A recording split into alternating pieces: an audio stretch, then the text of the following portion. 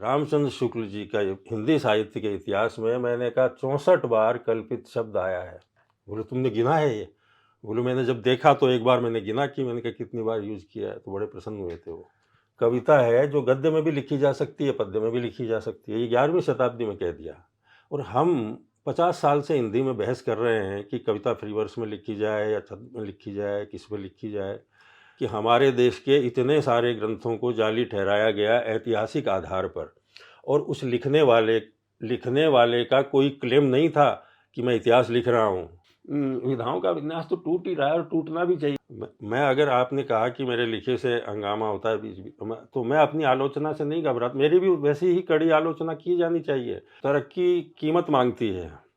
जो विकास जो शब्द है, तरक्की विकास ही तो हुआ ना, ये राजनीतिक मुहावरा बन गया है। और राजनीति क्या है, शब्दों के अर्थ को खत्म कर देती है। साहित्य का दूसरा नाम विस्मृति से बचाना ही तो है। अगर स्मृति लोप हो जाए तो मनुष्य बेकार है। दुशाला तो शराब घर के बारे में है, ये तो शराबी के बारे में है। मैं अपने आप में मेरी स्त्री विरोधी छवि बनाई गई हिंदी में, लेकिन मैं आपको आपाद मस्तक में कहीं भी स्त्री विरोधी खुद को मैं नहीं मानता। पाब्लो नेरुदा और ब्रेख्त को पढ़े बिना आप हिंदी कविता, मतलब उनको भी पढ़ना चाहिए, महान कवि है, मैं उनका विरोधी नहीं हूँ, लेकिन निराला को भी पढ़ो यार।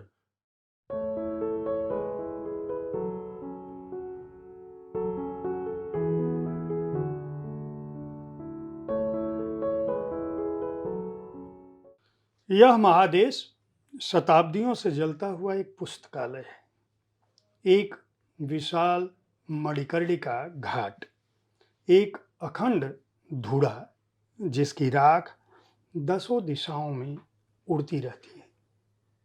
मैंने यह कविता कृष्ण कल्पित की पुस्तक हिंदनामा एक महादेश की गाथा से पढ़ी है। आप देख रहे हैं साहित्य तक। मैं हूं जयप्रकाश पांडे। यह कार्यक्रम है बातें मुलाकातें, और अतिथि के रूप में आज मेरे साथ मौजूद हैं कृष्ण कल्पित जी। नमस्कार। आपका बहुत बहुत स्वागत है जी। कृष्ण कल्पित जी, अपने आप में जिस तरह की उनकी कविता मैंने पढ़ा, शमशान से लेकर आध्यात्म तक, विचार से लेकर चिंतन तक, साहित्य में जितनी भी विधाएं हो सकती हैं उन सबको न केवल सूक्ष्म दृष्टि से देखने वाले, सर्जने वाले, सृजित करने वाले, पुनर्सृजित करने वाले, बल्कि उनको अपने विचारों, आख्यानों से आप्लावित करने वाले रचनाकार हैं। जो लोग भी हिंदी साहित्य जगत में सक्रिय होंगे या हिंदी साहित्य में जिनकी जरा भी रुचि होगी, कृष्ण कल्पित का नाम उनके लिए अबूझ नहीं है, अनजाना नहीं है। कवि गद्यकार के रूप में आप 30 अक्टूबर 1957 को रेगिस्तान के फतेहपुर शेखावटी में के एक कस्बे में पैदा हुए। राजस्थान विश्वविद्यालय से आपने हिंदी साहित्य में प्रथम स्थान से स्नातकोत्तर की डिग्री हासिल की।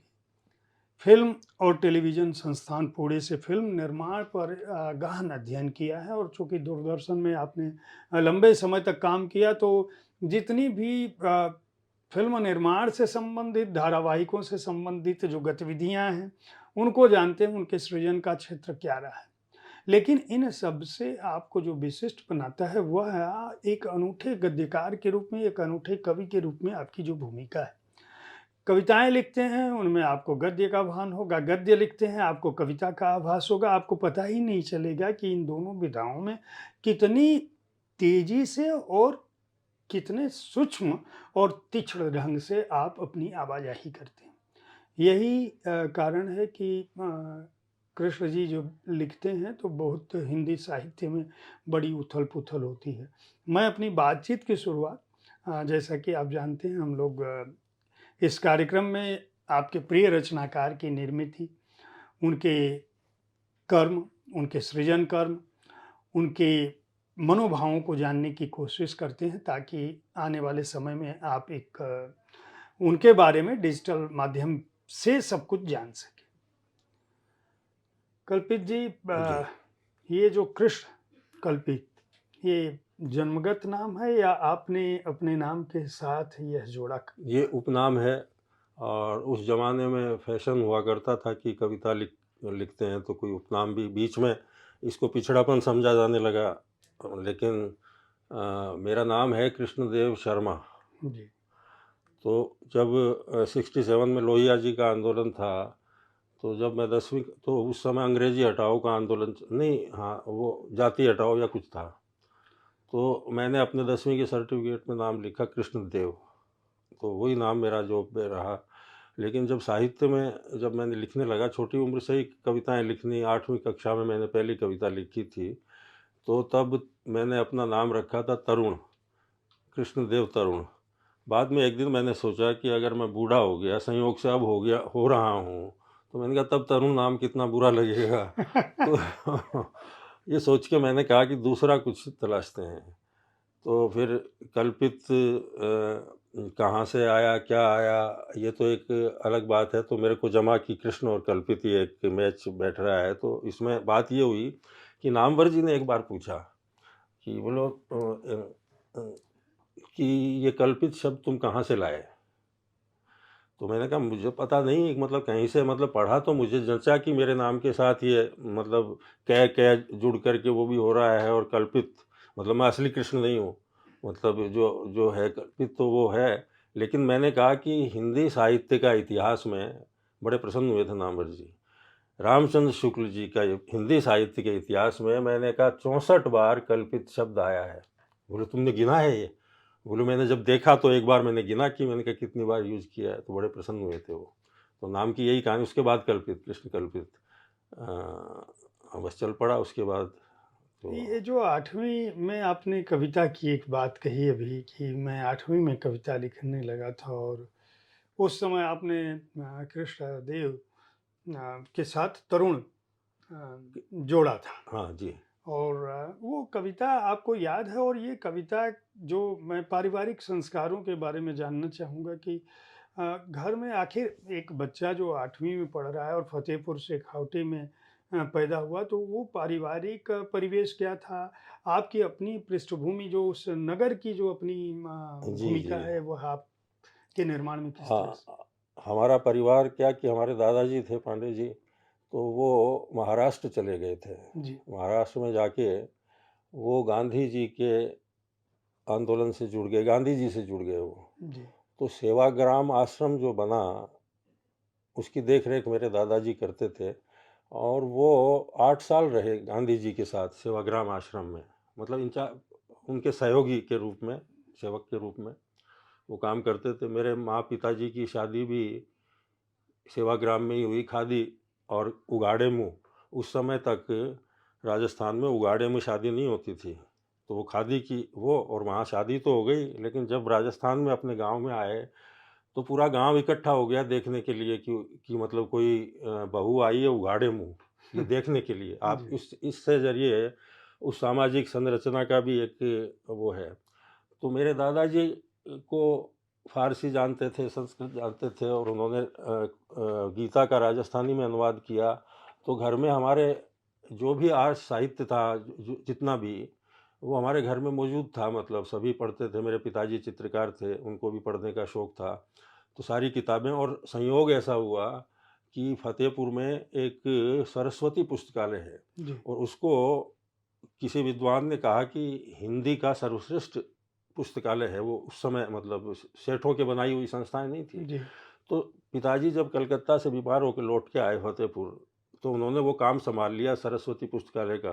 तो वो सारी किताबें, पत्रिकाएं, अखबार सभी मतलब आते थे घर से, वहाँ जाते थे, मतलब। तो वो एक मैं अपने पिता की तरह चित्रकार बनना चाहता था, तो मैं चित्र बनाता था।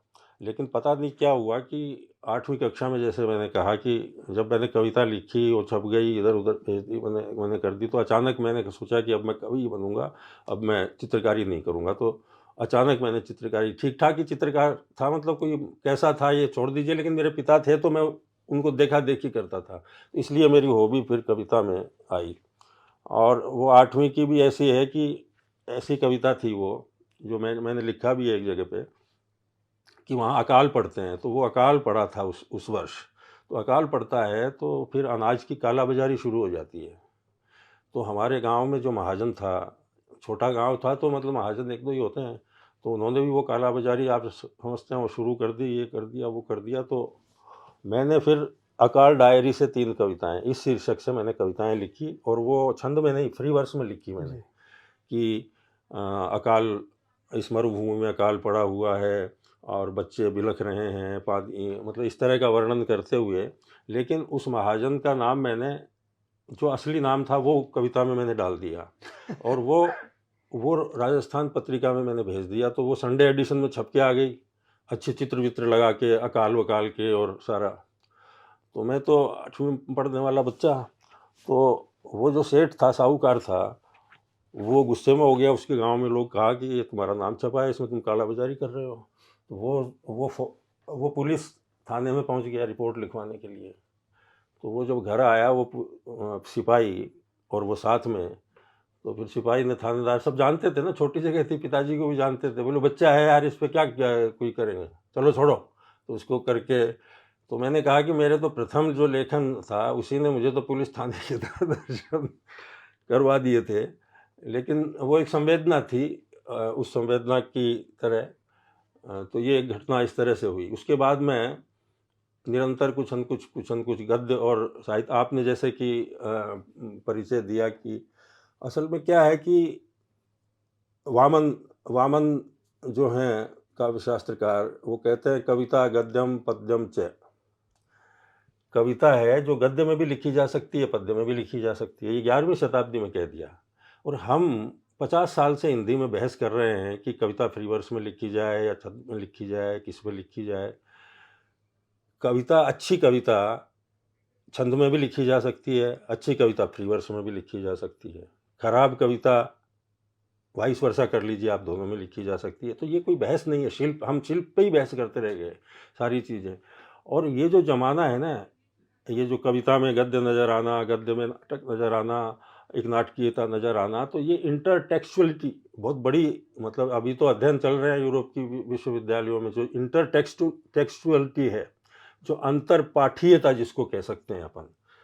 इसको ऐसे समझिए, जैसे आपने कोई एक पंक्ति पढ़ी, और उस पंक्ति पढ़ते ही आपको किसी और किताब की याद आई या और रचना की याद आई, तो मतलब एक पंक्ति अपना आनंद दे रही है, और वो एक रेफरेंस से भी जुड़ रही है, और वो वहाँ तक पहुँच रही है।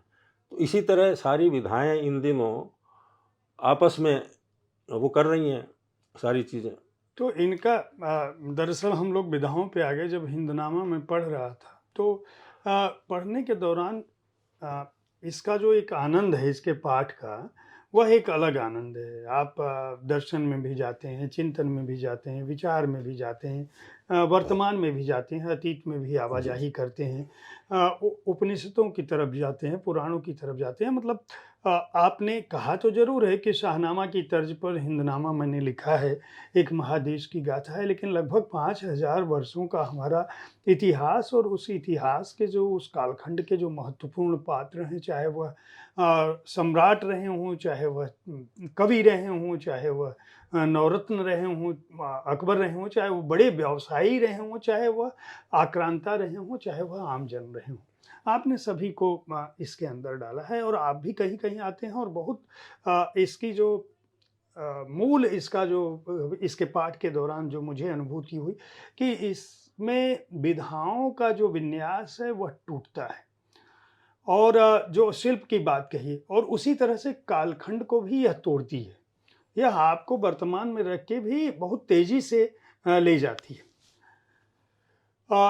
हिंदी साहित्य में जिस बहस की बात हमने की, और जो हिंदनामा का क्या परिचय देते हुए मैंने जो महसूस किया, नहीं, मैंने जो आपने सही जगह पर इशारा किया है। हिंदनामा की विधा पर अभी भी बहस है। मैंने इसको कविता कह के प्रकाशित किया है कि ये कविता है। इसमें कविता भी है, इसमें गद्य भी है, इसमें किस्से भी हैं, इसमें कहानियाँ भी हैं, इसमें सब शैलियाँ हैं, सब शैलियों का समावेश किया है, जिससे कि पढ़ने वाले को भी आनंद आए, शैलियों को भी आनंद ले। मुझसे लोग पूछते हैं कि ये क्या किताब है, मतलब क्या है, तो मैं उनको यही कहता हूँ कि इसको ऐसा समझिए कि discovery of India in poetry. वो नेहरू का हिंदुस्तान था, डिस्कवरी ऑफ इंडिया। ये एक कवि का हिंदुस्तान है। और आपने वजह फरमाया कि 5000 इतिहास लंबे, उसमें से क्या क्या लिखेगा, मतलब खजाना है। भारत भूमि तो मतलब पुराणों का, वेदों का, कहाँ से कहाँ तक कहानियों का भंडार है। उसमें से निकालते जाइए, आप खजाने को उलीचते जाइए, तब भी ख़त्म नहीं होगा। लेकिन फिर भी एक सीमा होती है, जैसे कि आपको मैं किस्सा सुनाता हूँ, एक जो मैंने हिंदनामा में भी लिखा है, बड़ा इंटरेस्टिंग किस्सा है। जब ये छपी थी डिस्कवरी ऑफ इंडिया, लंदन से छपी थी ये, लंदन के प्रकाशक से। और कब छपी थी? आज़ादी से पहले छपी थी, 35 के आसपास शायद, ऐसा ही कुछ होगा। तो हंगामा था। तो ये जो जिप्सीज हैं, दुनिया दुनिया भर में जो जिप्सीज हैं, आज जिप्सी के नाम से जाने जाते हैं, ये सब भारत से गए हुए हैं। इनकी भाषा, इनके गीत, इनके लोकगीत, सारा कुछ है। तो वेस्ट इंडीज़ का एक कोई जिप्सी परिवार था, तो उसको बड़ी खुशी हुई कि भारत के बारे में कोई किताब जवाहरलाल नेहरू जी ने लिखी है। तो उस ज़माने में अमेज़न तो होता नहीं था, उसने अब तक किस्सा लिखा है, और उस किस्से को मैंने हिंदनामा में भी लिखा है कि उसने प्लेन से आने जाने की टिकट बुक करवाई, लंदन के होटल में रुका, और फर्स्ट एडिशन की के छपते ही वो उसको ख़रीदने के लिए पहुंचा, और वो उसको ख़रीद के लाया और होटल में बैठ के पढ़ा। जब उसने ख़त्म की तो वो रोने लगा पूरा वहीं पे।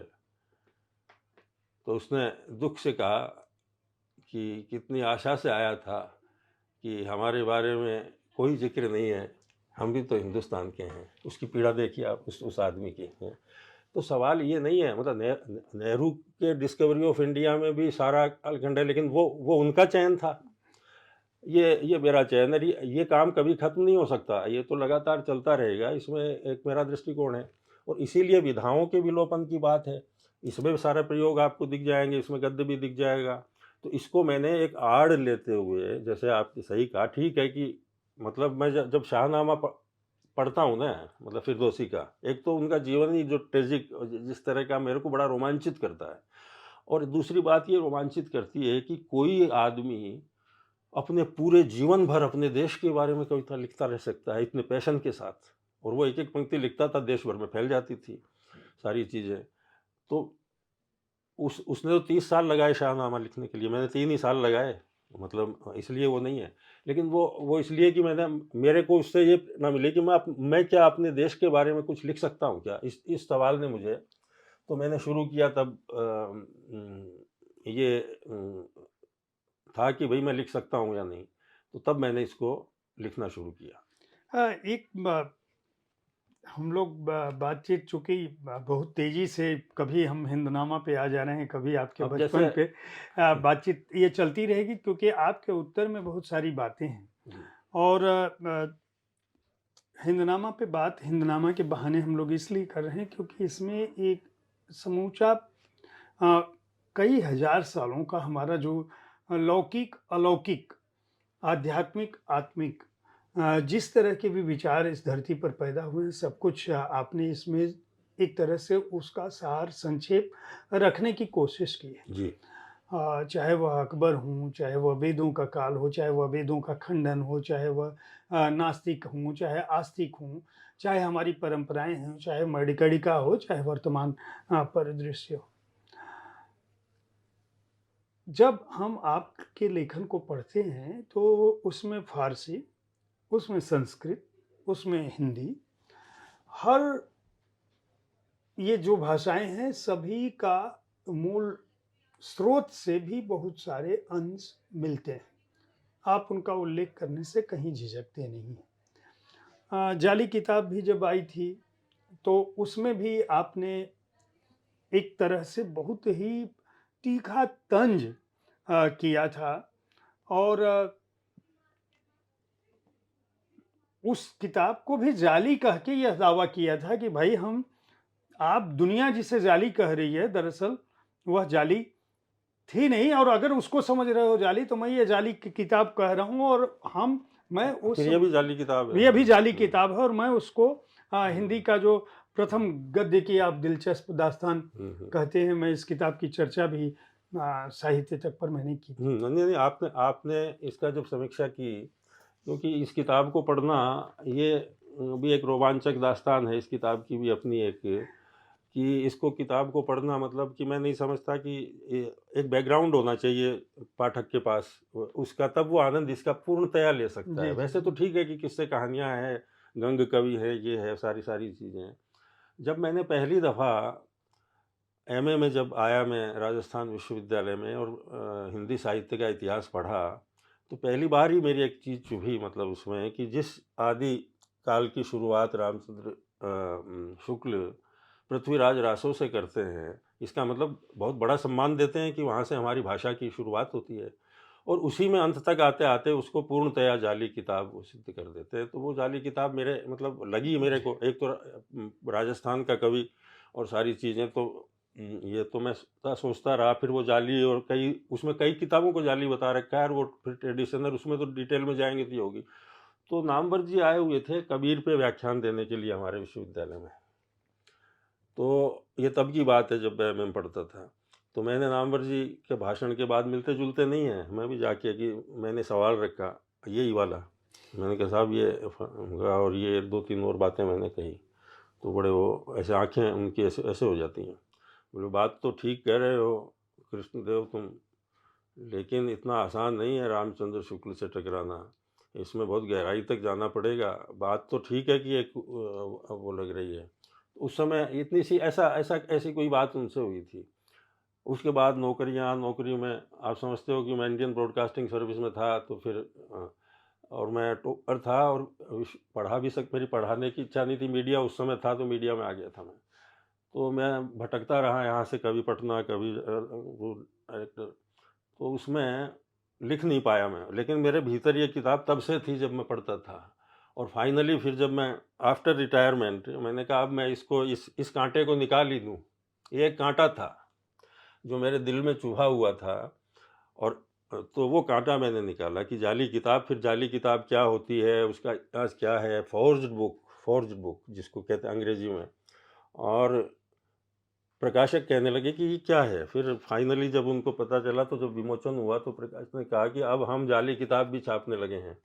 मतलब जाली किताब उसको कहते हैं, पायरेटेड बुक्स को आजकल मोटे जो जो यहाँ बिकती है ना बाराखंबा रोड पर, जो बेस्ट सेलिंग किताबों के वो नकली एडिशन संस्करण। हाँ, तो उसके ज़रिए एक साहित्यिक मुकदमा मैंने लड़ा कि भई इनको जाली नहीं कहना चाहिए और ये बड़ी उत्कृष्ट किताबें हैं। और उसको फिर मैंने उसका वो सोर्स कहाँ से आया कि हमारे देश के इतने सारे ग्रंथों को जाली ठहराया गया ऐतिहासिक आधार पर। और उस लिखने वाले का कोई क्लेम नहीं था कि मैं इतिहास लिख रहा हूँ। पृथ्वीराज रासो ने महाकाव्य लिखा था, उसने ये नहीं कहा था कि इतिहास है। तो उसमें अगर कोई राजा अनंगपाल 11वीं शताब्दी में नहीं हुआ था, तो इसके जरिए आप साहित्यिक कृति को नहीं ठुकरा सकते। वो इतिहास थोड़ी है, इतिहास को आप अलग हटाइए। तो हमारे यहाँ जो कर्नल टाड हुए हैं, उसने बड़ा मिलाया इसको सारी चीज़ें कि इतिहास में उन्होंने लोक कथाओं को भी शामिल कर लिया, फलां भी कर लिया, ये भी कर लिया, वो भी कर लिया। तो वो एक अजीब घालमेल उसमें वो होता है। तो वो एक बहस करके और मैंने और वो देखिए आपकी जो उस पर उसके उसके बचाव में जो लिखी गई वो अकबर का सुन्ना। हाँ, और एक एक उसमें ये था कि ये किंवदंतियाँ चलती थी कि अकबर ने इसका पूरा अविकल पाठ सुना है। तो ये कोई ऐतिहासिक तथ्य थोड़ा ही है। एक एक हो भी सकता है, नहीं भी हो सकता है, लेकिन इसके बारे में बड़ी कथाएं प्रचलित हैं और बड़े किस्से कहानियां भी लिखे गए कि भाई अकबर ने कहा कि मैं उस राजा के बारे में जानना चाहता हूँ जो मेरे से पहले मतलब यहाँ पर उदासीन था, कि और उसकी वीरता के किस्से वो सुनता था और वो सारी। तो वो तब कहा गया कि पृथ्वीराज रासो मुझे पूरा सुनाओ। तो कौन सुनाएगा कि गंग कवि सुनाएंगे। तो गंग कवि ने अब सुनाने की आ गया। तो कहा कि साहब इसमें आप बीच में नहीं उठ सकते। ये तो लगातार चलेगा। तो वो सब किस्से कहानियाँ लेकर के, और क्योंकि ये तय है कि पृथ्वीराज रासो 12वीं शताब्दी की रचना बताई जाती है, लेकिन उसके ज़्यादातर हस्तलिखित संस्करण अकबर काल के मिलते हैं। क्योंकि इसका मतलब है कि अकबर ने प्रोत्साहित किया था राजा और रजवाड़ों को कि यार पढ़ो इसको, तुम रखो इसको, ऐसी किताब को। तो ऐसी महत्व की किताब जिसके जिसके बारे में। और दूसरा, मैंने इस किताब में आप देखा होगा कि मैंने गंग जैसे उत्कृष्ट कवि की फिर से पुनर्प्रतिष्ठा की मैंने कोशिश की है। और मैं कहता हूँ कि हम केवल ऐसे ही उसमें डाल देते हैं कवि मीर गालिब। आप तुलना तो कीजिए। कवि मतलब महाराजाओं को भी सुना देने वाला, डरने डरने नहीं वाला, ऐसी ऐसी कविताएं लिखने वाला, जिसकी कविता पे खुश होकर रहीम ने 36 लाख दिए थे, वही तो गंग है ये। तो उस कवि की पुनर्प्रतिष्ठा, तो इस किताब को कई तरह से पढ़ा जा सकता है। आपने इसकी समीक्षा की, बहुत लोगों ने की समीक्षा, लेकिन आपने इसको बहुत ही गहन दृष्टि से देखा और पढ़ा। और नहीं, ये अद्भुत किताब है। मुझे ऐसा लगा कि ये हाँ, आपने कई कई लोगों ने इसकी कहा कि हाँ, इसकी भी विधा ना कंट्रोवर्शियल है जी कि आप वही उपन्यास आपने लिख नहीं, दिया इस पर। मैं तो यही हाँ, अब कहने वाला हाँ, हूँ कि आपने अभी क्या ये तय कर रखा है कि मेरी जितनी नई किताबें आएंगी उनमें मैं जो विधाओं का विन्यास है उनको तोड़ूंगा, ध्वस्त करूंगा। हाँ, तो देखिए कि विधाओं का विन्यास तो टूट ही रहा है और टूटना भी चाहिए। जब इसमें अंत में तो एक दो पंक्ति बचती हैं, फिर महाकवियों की 100 200 वर्षों के बाद, या एक किताब बचती है, या सारी चीज़ें बचती हैं, तो उसका एक वो है। ये और बताइए कि कृष्ण जी जो है लिखते हैं 229 नंबर इसमें हिंदनामा में एक जी, कविता है। कवि कल्पना विहीन थे, बुद्धिजीवी बुद्धिहीन, कलाकारों के पास कला नहीं थी, रंगमंच विदूषकों के हवाले था, संगीत अब एक स्मृति थी, या आधुनिक भारतीय त्रासदी थी। रहती थी। तो देखिए मतलब कि किस दौर में जी रहे हैं, ये वर्तमान का भी चित्रण हो सकता है। और एक एक पतन का, मतलब एक एक एक पतन को दर्शाया गया है कि ये पतन काल है। अब वो काल कौन सा है, अगर आपको लगता है कि यही काल है, तो मेरा लिखना सार्थक है। कि भाई कवि के पास कविता नहीं थी, कवि हैं साहब। अरे भाई, कविता ही नहीं है आपके पास, कवि बने हुए हो आप।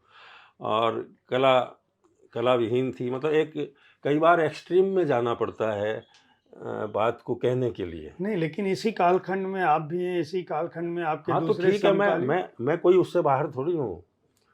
मैं अगर आपने कहा कि मेरे लिखे से हंगामा होता है बीच बीच, तो मैं अपनी आलोचना से नहीं घबराता। मेरी भी वैसी ही कड़ी आलोचना की जानी चाहिए।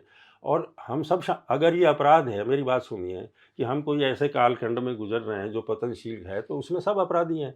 कोई ज़्यादा कोई कम, बुद्धिजीवी, मतलब बुद्धिजीवी कहलाते हैं, वो सब इस अपराध में शामिल हैं, मतलब कि किसी न किसी रूप में। लेकिन अभी तो हम कहते हैं कि भारत बहुत तरक्की कर रहा है और दुनिया भी तरक्की कर रही है। एक कवि इतना विक्षुब्ध कैसे है अपने नहीं समय नहीं से? नहीं, वो नहीं। तरक्की तरक्की को मैं बहुत ही विचित्र बात समझता हूँ।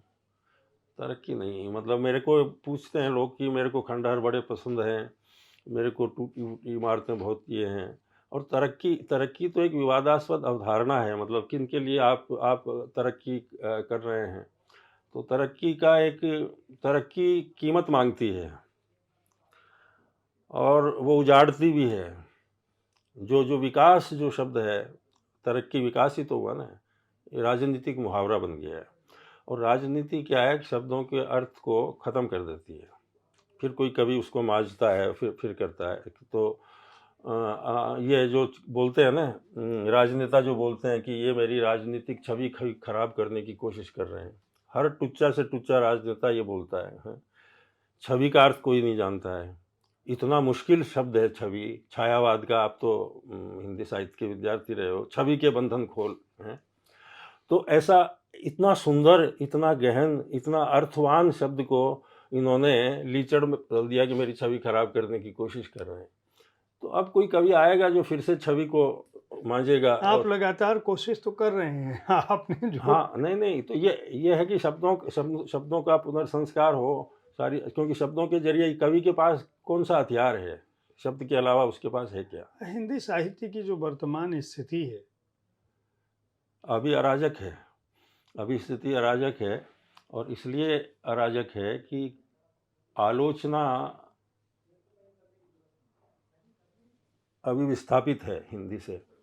क्योंकि कैसा भी उत्तम सा एक तो क्या है कि ये जो माध्यम, इतने सारे माध्यम आए हैं, उसकी अच्छाइयाँ भी बहुत हैं।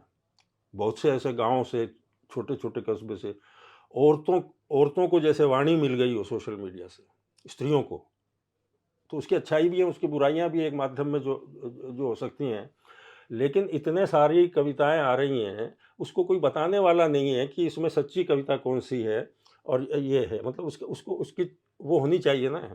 क्योंकि ढेर मतलब नकली एक ईडियम में कविताएं लिखे चले जा रहे हैं, नामवर जी थे, तो एक उपस्थिति थी। हालांकि अंतिम समय में वो कंट्रोवर्शियल हो गए थे, फिर भी कि नामवर की तरफ देखते थे लोग, कि नामवर जी जिस किताब का जिक्र कर देते थे तो मतलब लगता था कि सारी चीज़ें कविता के बारे में बोलते थे।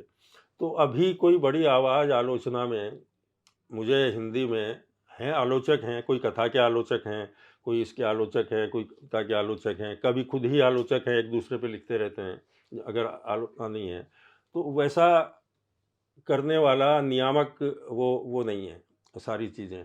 आप कैसे फैसला करेंगे कवि का, बताइए? अगर अगर अगर समालोचक नहीं होंगे, हैं, कविता की जब तक भावक कहते हैं संस्कृत में, कि उसको पहचानने वाला कि होगा कोई पैदा, नहीं समझेगा मेरी बात। कृष्ण जी, लेकिन मेरा एक सवाल है। हाँ।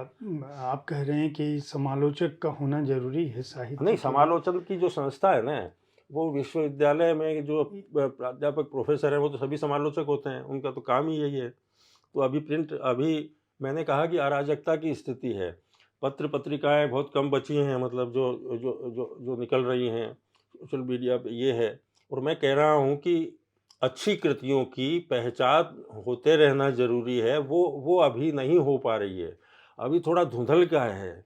मतलब आप प्रचार प्रचार प्रसार के जरिए चकाचौंध कर दे रहे हैं, मतलब एक एक मीडियोकर साहित्यकार को भी आप एक बड़े साहित्यकार की तरह पेश कर सकते हैं, ये दौर ऐसा है। इसके ऐतराज़ जताने वाले अब बचे नहीं है। लेकिन एक होता है ना, हालांकि साहित्य में कोई सिफारिश चलती नहीं है, 10-20 साल तक आप कुछ कर दोगे, अंत में सब बराबर कर देंगे आपको। हमने देखते देखते बड़े महाकवियों की मृत्यु देख दी है, जो अपने ज़माने के सारे थे, आज कोई नाम लेवा नहीं बचा है। तो ये एक वो दौर है, ट्रांजैक्शन का दौर है।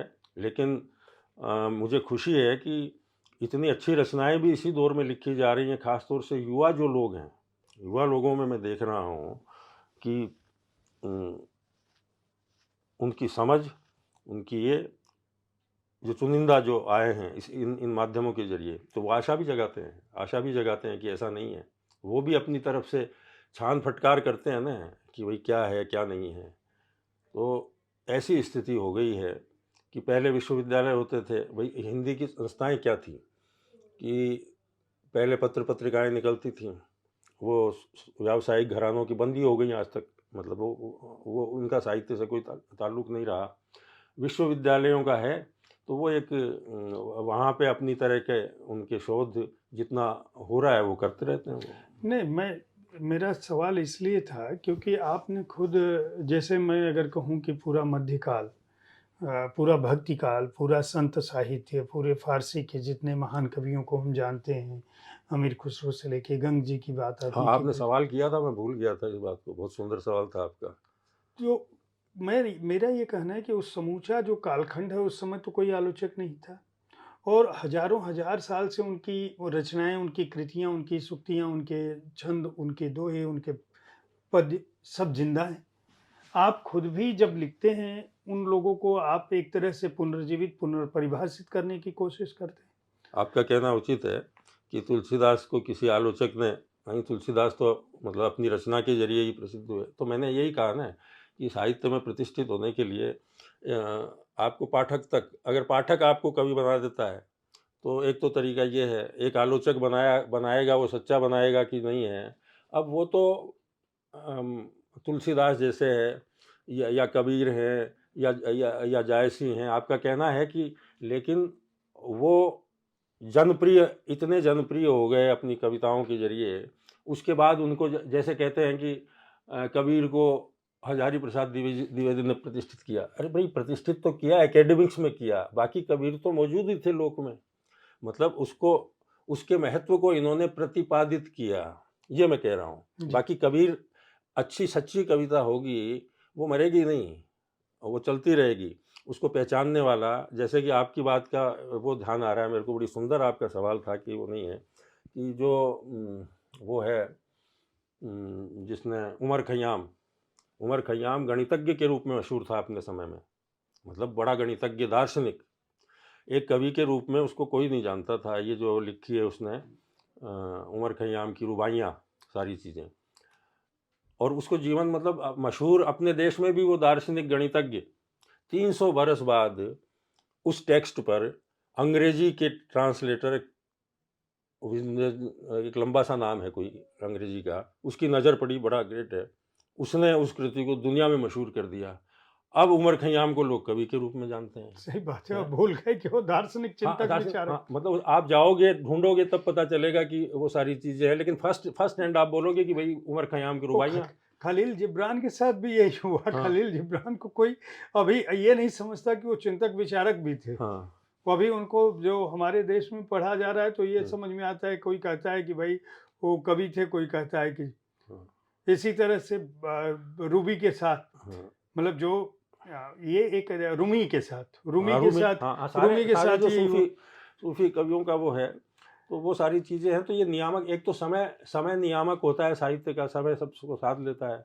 फिर एकेडमिक्स की, फिर किसी की नज़र पड़ती है, फिर अच्छा, कई बार होता है कि कोई पुरानी किताब अचानक चर्चित कोई कर देता है उसको, नए नए ढंग से उसको कर देता है। तो ये साहित्य की एक यात्रा है, लेकिन अल्टीमेटली वही बचेगा जो पाठक पाठक जिसको पढ़ के आनंदित होगा। आनंदित शब्द क्या है कि हिंदी की समकालीन आलोचना में से निंदित शब्द है, रस निंदित है, आनंदित है। जबकि मैं जोर देता हूँ, मैं संस्कृत साहित्य है कि अगर साहित्य पढ़ करके आपको पहले आनंद नहीं आया तो आप वो साहित्य ही नहीं है। उसके बाद हम देखेंगे कि उसमें क्या वेदना है, क्या मार्मिकता है, क्या कथानक है। अगर आप पढ़ ही नहीं पाए उसको, आनंद ही नहीं ले पाए, तो वो कला मतलब है नहीं। वो कुछ एफआईआर हो सकती है। आजकल कविताएं लिखी जा रही हैं, जैसे लगता है कि कोई फर्स्ट इंफॉर्मेशन रिपोर्ट लिख रहे हैं। भाई कविता वेदना है, सारी चीज़ें हैं, लेकिन उसको कविता बनाने की एक वो है। जो मृतक थे वे जीवित थे, जो जीवित थे वे मृत, जो जीवित थे उनके 100 स्वांग थे, मरे हुए कवि मुफीद थे, मनुष्यों का पता जीते जी चलता था, कवियों का मरने के बाद। यह महादेश कवियों की वसुंधरा थी। कवियों की वसुंधरा। तो ये इसमें लिखने उलटमासी के प्रयोग हैं, कबीर के उलटमासी के, जो मृत लग रहा है वो जीवित है, जीवित मृत है। और ये सारी चीज़ दर्शन में आपकी इतनी पैठ कैसे हुई और भाषाओं पर इतना अधिकार कैसे हुआ? भाषाओं में, जैसे कि उर्दू मैंने सीखने की कोशिश की थी। उर्दू फारसी, फारसी शब्द को, उर्दू छोड़ दीजिए आप, फारसी लीजिए। राजस्थानी भाषा में 50% फारसी के शब्द हैं जो कोई जानता नहीं है। रामचरितमानस में फारसी भरी हुई है, राम गरीब नवाज। और सबसे ज़्यादा फारसी भाषा के शब्द हैं मराठी भाषा में, 60% के करीब। तो उनको हम उपयोग करते हैं।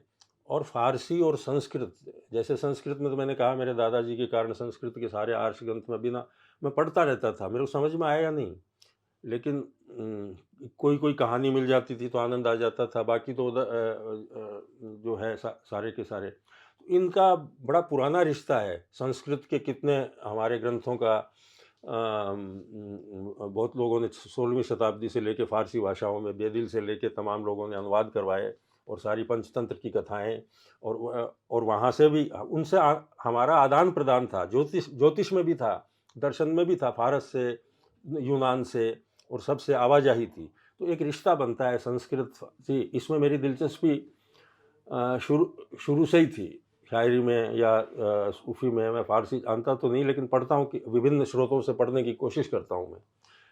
तो वो इसीलिए अजीब नहीं लगता ना। रेख्ता, जैसे रेख्ते के बीच कह रहे हैं, तो रेख्ता क्या है? रेख्ते का मतलब गिरे पड़े हुए शब्द। तो ये फारसी के जो शब्द आए थे उनके साथ, उन घुड़सवारों के साथ वो तलवारें चपकाते हुए सारे आए थे। तो फारसी भाषा के शब्द जो यहाँ की भाषाओं में गिरे, रेख्ता बाद में उर्दू कहा जाने लगा, उर्दू है मुअल्ला। तो रेख्ता प्रारंभिक रूप है उसका, कि वहाँ के कुछ शब्द यहाँ की भाषाओं में रल मिल गए, तो वो एक नई नई भाषा बन गई। तो ये रिश्ता हमारा, जैसे कि आजकल के लेखक सीधे अंग्रेजी से जुड़ते हैं, मतलब आधुनिकता के कारण अंग्रेजी साहित्य से परिचित होते हैं, लेकिन वो संस्कृत साहित्य को छोड़ चुके हैं। संस्कृत कोई ऐसी संस्कृत भाषा को पढ़े बिना आप हिंदी में कविता कर्म या कोई साहित्य कर्म करते हैं, मैं नहीं समझता हूँ कि आपको अपनी ट्रेडिशन, अपनी परंपरा सबको जानने के बाद ही आपको लेखन में प्रवृत्त होना चाहिए, अगर आप सच्चा लेखन करना चाहते हैं तो। तो यही रहा कि वो सब मेरे में रच बस गया, सारा का सारा। शायरी, दर्शन, किस्से कहानियाँ, और पढ़ने की एक विचित्र आदत, जो कि इस पीढ़ी को, मतलब हम और आप, आपसे भी मैं तो 10 साल बड़ा ही हूँगा शायद। तो हमारी पीढ़ी ऐसी थी जिन्होंने बहुत किताबें पढ़ी, मतलब वो हमारे सुविधा थी कि और कुछ था ही नहीं किताबों के अलावा, और लाइब्रेरी। तो वो आज के बच्चों को नसीब नहीं है, मतलब कि किताब पढ़ने का, वो सारी चीज़ें। तो वो सारी चीज़ें मुझ में रच बस गईं। इसीलिए मैंने कविता के का जो एक मान्य शिल्प है हिंदी में, उससे विचलन करता हूँ बार-बार मैं। इसका मुझे खामियाजा भी आपको पता है कि कितना मुझे अपने प्रयोग करने के लिए उठाने पड़े हैं। लेकिन मैं समझता हूँ कि एक कवि को अपना रास्ता नहीं छोड़ना चाहिए, चाहे उसको सफलता उसको मिले या नहीं मिले। कृष्ण जी, एक चीज सवाल मेरा है कि आपकी कविताओं में जो इस संसार में, खासकर भारतीय परिवेश में, जो एक तरह से विस्मृत लोग हैं, चाहे वह विस्मृत हमारा आख्यान हो, चाहे वह विस्मृत हमारा दर्शन हो, चाहे वह विस्मृत कवि लेखक रचनाकार हो, चाहे वह विस्मृत सम्राट राजा हो, चाहे वह विस्मृत घटनाएं हों, उन सबको कहीं न कहीं आप संजोने की कोशिश कर रहे हैं लगातार। मैं किसी भी आपकी कोई भी कविता संग्रह उठा लीजिए, तो चाहे उसमें बुलबुल सरकार हों और चाहे उसमें अकबर हो, आपको मिलेगा ज़रूर। कहीं न कहीं आप बार-बार लौटते हैं अपने लोगों को बचाने की। ये जो आपके अंदर जो आकांक्षा, जिज्ञासा, या मैं कहूँ कि अ, एक बेचैनी है आपको, इसकी क्या वजह है? जी, बेचैनी तो एक लेखक के भीतर, एक कलाकार के भीतर होनी ही चाहिए। अगर बेचैनी नहीं है तो वो करेगा क्या? अगर उसने समझ लिया कि मैं अब परफेक्ट हो चुका हूँ, अब तो केवल मुझे इंटरव्यू देने हैं पांडे जी को और अ, पुरस्कार लेने हैं, तो वो एक अलग चीज़ है। लेकिन एक लेखक को लगातार, और मेरे में कुछ अधिक ही बेचैनी है, और ऐसे जितने भी प्रसंग हैं, मतलब मैंने कहा ना, भारतीय इतिहास, भारतीय दर्शन और जितनी भी सनातन, गैर सनातन परंपराएँ, और मुझे मक्खली घोषाल बहुत लुभाता है। शायद मैं कभी उस पर काम करूँ। जो गैर वैदिक और गैर ब्राह्मणिक जो जो पूरा का पूरा चारवाक है, वो दर्शन मुझे बहुत लुभाता है। और दर्शन लुभाने के लिए जब आप उसका टेक्स्ट ढूँढ के पढ़ते हैं, मेरी पढ़ने की मैं पुरानी से पुरानी किताबें, मतलब इनमें मेरी दिलचस्पी, मैं ढूँढता हूँ, पढ़ता हूँ, और वो रोमांचित होता हूँ पढ़ कर के कि कैसे, मतलब एक एक ऐसी जीवित जीती जागती इतनी उत्कृष्ट मेधा के लोग इस देश में हुए हैं। तो वो पढ़ के, मतलब मैं रोमांचित होता हूँ, और मेरे को लगता है कि मैं इस सब को बचा लूँ एक साथ। मैं इस सारे को अपने में बचा लूँ। अब कितना बचा पाऊँगा, लेकिन वो अनजाने ही, अब तो अनजाने ही हो गया। मैं कह रहा हूँ कि सामान्य कविता भी मैं लिखता हूँ, उसमें भी कोई न कोई ऐसा प्रसंग आ जाता है, आपने ठीक पकड़ा है, कि जिसका रेफ़रेंस कहीं और है। तो हो सकता है अब ये कविता की कमी है या क्या है, लेकिन मैं स्मृति, हाँ, स्मृति जो आपने कहा कि विस्मृति, तो विस्मृति से, साहित्य साहित्य का दूसरा नाम विस्मृति से बचाना ही तो है। विस्मृति अगर स्मृति लोप हो जाए तो मनुष्य बेकार है, पागल क्योंकि पागल हो जाएगा। आपकी विस्मृति, कविताओं में जो प्रयोग हैं, जैसे एक है उर्वशी और लखरबग्घा एक संवाद। हाँ, अब ये इस तरह का प्रयोग जो है वो है हिंदी साहित्य में विरल है। ऐसे प्रयोग मिलते नहीं हैं। तो अब मैं वेदों को जब पढ़ा मैंने, जी, तो ये मेरी कविता नहीं है, ये वेद का ही संवाद है जी, जी। जिसको मैंने हाँ, कविता में हाँ, हाँ, ढाला जी, है। जी। लेकिन मैंने पढ़ा मतलब 2-3-4 बार तो मैं वेदों का पारायण किया ही होगा जीवन में। तो पढ़ के मैं रोमांचित हो गया, मतलब कितने एक निर्मम संवाद है। मतलब निर्ममता, मतलब साहित्य में इतनी निर्मम बातें की जा रही हैं कि वो लकड़बग्गा, मतलब औरत का हृदय को बता रही है। लोग सुन के हैरान रहते हैं। मतलब एक सामान्य है कि बड़ी कोमल हृदय की होती हैं स्त्रियाँ, और कोमलांगी सारी चीज़ें, तो वो नहीं है। लेकिन एक एक वो मैंने कहा कि इसको तो दर्ज किया जाना चाहिए यार, नए। ये शराब से इतना प्रेम क्यों है आपको? आपने पूरी एक मतलब अ, एक शराबी की हाँ, सुर्तियाँ। नहीं, एक ऐसा दौर था निराशा का, मतलब ऐसे तो नहीं है कि मैं कोई बेरोजगार था या जो भी है, लेकिन एक मानसिक लंबा दौर चला जिसमें मैंने लिखना पढ़ना छोड़ दिया था, और मैं हिंदी संसार से विरक्त हो चुका था। और अपने उसमें, तो उस धुंधल के को चीरते हुए उस समय कुछ वो ठीक है पीना पिलाना चलता है उसमें, तो वो रहस्य उसमें मैं गया तो वहाँ से भी मैंने कुछ थामने की कोशिश की। तो ये मैं पटना में था, तो पटना में अचानक एक सूक्ति मेरे मुँह से निकली, मैंने नोट की, तो मुझे ऐसा ही एहसास हुआ जैसे कि यूरेका यूरेका करके चिल्लाया था ना वो, जी। मैं आपको सही बोल रहा हूँ। जो पहली सूक्ति मैंने लिखी अपने उसमें, दोपहर का वक्त था और वो छुट्टी का दिन था, तो मतलब ऐसा लगा कि मतलब कुछ कुछ मैंने, मतलब जो मेरी बर्बादी है उसमें से कुछ मोती मैं चुग सकता हूँ। मुझे ऐसा लगा कि हर चीज़ में, मान लो कि आपका एक दौर ऐसा रहा जो बोहेमियन टाइप का या इस तरह का, उसको कोई ग्लैमराइज करने की बात नहीं है। लोगों ने, अच्छा ये इंटरनेट पे इतनी पढ़ी जाती है शराबी की सूक्तियाँ, आप जानते होंगे। लोगों ने इसकी तुलना, वो आस वाले ने कहा कि ये फ्री वर्स में मधुशाला है। मैंने कहा नहीं, मधुशाला तो शराब घर के बारे में है, ये तो शराबी के बारे में है। ये मधुशाला शराब घर नहीं है, ये उसके बारे में है। तो उस दौर में मैंने ये लिखा, तो ऐसा समझिए कि मैं अपने सेल्फ में वापस आया। तो इस कृति का मेरे लिए इस तरह से महत्व है। और जब ये प्रकाशित हुई तो साहब हंगामा हो गया। मतलब ऐसे ऐसे लोगों ने इसको पसंद किया जो साहित्य से जिनका कोई लेना देना नहीं है, ऐसे यूथ, ऐसे लोग जो गैर वो है। ये इंटरनेट पे ज़्यादा ये हुई, लेकिन इस कृति ने मुझे बचा लिया और मैं फिर साहित्य में लौट पाया। हाँ, इस कृति ने इतनी मशहूर कर दिया मुझे भी है। तो फिर मतलब मैं पटरी पे आ गया। नहीं हो सकता है कि मैं भी एक विस्मृत आदमी अभी भी कौन सा कोई वो है, लेकिन कम से कम अपना काम कर रहा हूँ मैं।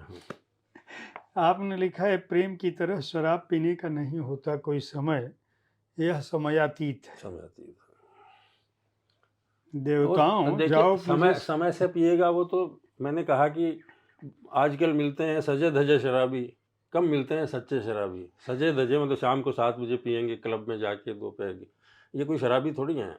शराबी होने के लिए मतलब आदमी को खुद को नष्ट कर देना पड़ता है, तब ये पदवी मिलती है, इसके बिना नहीं है। तो इसका मन जांचने की कोशिश की है मैंने। बजता हुआ और इसमें भी इतने सारे प्रसंग, इतनी कृतियों की चर्चा है, इंटर टेक्सुअलिटी से भरी हुई है ये भी कृति। जी जी, यही ये भी इसमें भी बहुत है। इसमें भी सारे नगर हैं, हाँ, कवि है, हाँ, हाँ। आपका समय है, अप्सराएं हैं, स्त्रियां हैं, स्त्रियों के आंसू हैं, देवता एक शब्द कॉइन किया है मैंने इसमें। जैसे बाहुबली शब्द चलाते हैं ना टेलीविजन पे, बाहुबलाएं, मैंने इसमें एक जगह यूज किया है। मैंने टेलीविजन एंकर्स को बाहुबलाएं कहा है इसमें, एक उसमें ये शब्द। तो ये दिलचस्प पढ़ने की किताब है। तो लेकिन वो एक मेरे क्रिएटिव प्रोसेस में मेरी ज़मीन पर फिर से वापस लाने के लिए मुझे गुजरना पड़ा। और लगता है कि ये इसीलिए मेरे को वो एक अंधेरा वक्त था उससे। और जो मैंने किया, मान लो गलत दिशा में चले गए आप, तो वहाँ से भी तो आप कुछ अनुभव लेके आइए। तो अनुभव ले आए तो चलिए बराबर हो गया आपका कुछ। ये बताइए कि आपने जो है पिताजी और माताजी को, ये 3 कविताओं वाली जो वापस जाने वाली रेलगाड़ी है, ये तो ये शीर्षक आपने इस किताब का रखा। इसमें आपके 3 कविता संग्रह हैं, जिसमें शराबी की सूक्तियाँ भी है, बजता हुआ एक मीरा पे किताब है, बजता हुआ एक तारा है, ठीक है, और बढ़ई का बेटा, और बढ़ई का बेटा है। ये 3 हैं इसके अंदर। आपको ये नहीं लगा कि नहीं, मैं माता पिताजी को समर्पित कर रहा हूँ शराबी की सूक्तियाँ? नहीं, मेरे पिताजी ने तो पढ़ी है वो, और मेरे को टेलीफोन करते थे, बहुत पसंद आई है उनको। अच्छा। हाँ, वो साहित्य के मतलब पढ़ने वाले थे, मतलब आधुनिक साहित्य वगैरह सारा कुछ। रसिक व्यक्ति वो थे। इस तरह के नहीं थे, पढ़े लिखे थे खुद, कि जैसे होता है कि हाँ, शराब पीना पसंद नहीं करते थे वो, कि न कोई मेरे घर में कोई नहीं पीता मेरे अलावा। मतलब मैं आपको बताऊँ, उसको पसंद नहीं करते थे वो, लेकिन किताब पढ़ करके उन्होंने टेलीफोन किया कि बहुत अच्छा लिखा। तो ये जेल जाने वाली जो घटना थी, उससे आप डरे नहीं 8वीं के बाद कि ये आ गया मेरे पास और घर में बवाल जेल हो नहीं गया? गया वो बच्चा कि हाँ, मैंने कहा ना कि लोग कहते हैं विवादास्पद, तो मैंने कहा मेरी कुंडली में ही कोई गड़बड़ है। पहली कविता लिखी मैंने, बड़ी सरल हृदय से लिखी, केवल एक नाम उसमें उसका मैंने डाल दिया असली नाम। ये बदमाशी भी हो सकती है कि जो कुछ भी है। तो मैंने कहा कि पहली कविता ही विवादास्पद हो गई एक तरह से, यही कहना चाहिए। वो तो ठीक है, बच्चा था, उन्होंने सब जानकारी है, वो सब जानते थे, इसलिए सारा कुछ, आगे कुछ नहीं हुआ उसमें। 1980 में आपका पहला संग्रह? हाँ, ये मैं एमए में पढ़ता था जी। तो तब मेरे गीत धर्मवीर भारती ने मेरे गीत बड़े प्रकाशित किए धर्मयुग में, और भी नवदीप और बहुत जगह प्रकाशित होते थे। मेरे प्रोफेसर यूनिवर्सिटी के कहते थे कि धर्मयुग में कैसे छपते हैं यार, बता। तो मेरी छपती थी, मतलब मैं आपको सही बोल रहा हूँ, एमए में था तो धर्मयुग में छपना उस वक्त की सारी चीज़ें। तो ये किताब सारी चीज़ें नहीं है तब। तो राजस्थान साहित्य अकेडमी ने वो किताब खुद मांगी मेरे से किताब, मैंने भेजी नहीं वो, कि आप सारी ये कविताएं हमें भेज दीजिए जो आपकी छपी है। तो मैंने भेज दी थी। तो वो राजस्थान साहित्य अकेडमी ने प्रकाशित की थी, अभी है नहीं आप। भीड़ से गुजरते हुए। उसमें मेरे शुरुआती जो 22 साल की उम्र तक जो प्रकाशित रचनाएं थी मेरी, जो थी, वो सब उसमें संकलित है, और वो राजस्थान साहित्य अकेडमी से प्रकाशित है। वो मेरा पहला संकलन। दूसरा संकलन 90 में आया, बढ़ई का बेटा। अभी 10 साल लगे। 10 साल। 10 साल। इसकी वजह? हाँ, नहीं, वो जल्दी आ गया। मेरा पहला संग्रह जल्दी आ गया था। बाकी तो हिंदी में देखो 25-30 में आते हैं संग्रह युवा कवियों के, वो मेरा 22 में आ गया। तो उसके बाद ये आया, इसके बाद गैप हुआ थोड़ा सा 10 साल का, उसी में वो, और लिखता रहा मैं। लेकिन वो मेरे जॉब, आप समझते हो कि मीडिया का जॉब था, तो बहुत भाग कोई अछूता शब्द 2003 में आया, 90 के बाद 2003 में। हाँ। उसके बाद फिर वो शराबी की सूक्तियाँ के बाद बागे बेदिल 2013 में आया, और फिर हिंदनामा 2000। हाँ, फिर किताबें आती गई। ये जो बागे बेदिल जो है, ये जो मेरा लिखा हुआ है वो बहुत कम प्रकाशित है, जो अब धीरे धीरे उसको भी संकलित करके सारी चीज़ें सामने आएंगी। अब फुर्सत मिली है थोड़ी। और ये जो बाग ए बेदिल है, ये भी थोड़ा अलग तरह की कृति है, चाहे वो नामवर हूँ, चाहे वो सुधीर पचौरी हूँ। इसमें सारे हिंदी के लेखक आपको कहीं न कहीं नुमाया मिलेंगे, और कोई इसमें आलोचना से बाहर नहीं है। और नहीं, ये जो आप जो हिंदी साहित्य के जो स्त्री रचनाकार हैं, उनके प्रति जो आपकी दृष्टि है, उसमें जो उदारता आप अपने पौराणिक कालखंड के रचनाकारों को जो देते हैं, इनके प्रति आप उतने सहिष्णु नहीं हैं, ऐसा ये आपके आलोचक कहते हैं। मैं समझता हूँ कि ये आपकी धारणा है। मेरी वो नहीं। एक विवाद बीच में ऐसा हो गया था जिसको कि गलत समझा गया। मैंने क्षमा भी मांग लिया, कुछ बात हो गई। मैं अपने आप में मेरी स्त्री विरोधी छवि बनाई गई हिंदी में, लेकिन मैं आपको आपाद मस्तक में कहीं भी स्त्री विरोधी खुद को मैं नहीं मानता। पितृसत्ता मुझे दूर दूर तक नहीं छू गई है, कोई अभिमान मुझ में नहीं है। वो एक लोगों ने समझ लिया, और मैं थोड़ा लिखने में निर्मम हूँ, बीच बीच में कुछ हो जाता है जी, सारी चीज़ें। मेरा ये मानना है कि एक खराब कविता को खराब कविता कहा जाना चाहिए, वो चाहे स्त्री ने लिखी है, चाहे पुरुष ने लिखी है, बच्चे ने लिखी है, ये है, इतनी ईमानदारी होनी चाहिए। आप तो मैं कविता पे बात करता हूँ, वो उन्हीं की बात, एक कविता पे, तो मैंने कविता पे बात कर रहा हूँ ना, कविता पे बहस कर रहा हूँ मैं, और कह रहा हूँ कि भाई जिस तरह से, और उन्हीं की नहीं, मैंने केदारनाथ सिंह की कविता की बनारस के बारे में लिखा, और जिसको अजय तिवारी ने कहा कि ये श्रेष्ठ आलोचना का नमूना है, जिसमें कि बनारस कविता को एक क्लासिक कविता हिंदी में स्थापित किया गया। मैंने डिफरेंट विचार उसमें व्यक्त किया है, मेरा लेख है वो बनारस पे। कुंवर नारायण की कविता पे मेरा लेख है, जिसको कि अब मैं बृहत्तर लौटूंगा, ये उठूंगा। तो मैंने बताया कि भाई क्या है, तो उसको कहा जाना चाहिए।